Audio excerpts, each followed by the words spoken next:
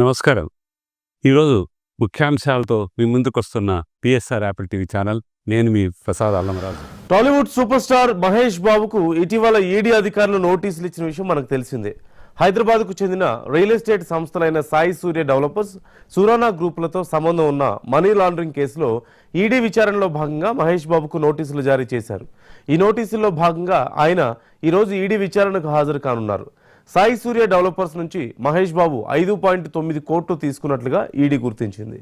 ఇందులో 3.5 కోట్ల నగదు, 2.5 కోట్లు ఆర్టీజీఎస్ ట్రాన్స్ఫర్ ద్వారా చెల్లించారు. దీనిపై విచారణకు ఏప్రిల్ 27, 28న రావాలంటూ ఈడీ నోటీసులు ఇచ్చింది. అయితే ప్రస్తుతం రాజమౌళి సినిమా షూటింగ్లో బిజీగా ఉన్న మహేష్ బాబు షూటింగ్ వల్ల ఏప్రిల్ 27 లేదా 28న విచారణకు హాజరు కాలేనంటూ చెప్పినట్లుగా ఈడీకి ఒక లేఖ రాసినట్లుగా తెలుస్తుంది. అలాగే తాను విచారణకు వచ్చేందుకు మరో తేదీ ఇవ్వాలని కోరారు. ఈ నేపథ్యంలో ఈడీ ఈరోజు విచారణకు రావాలంటూ సూచించింది.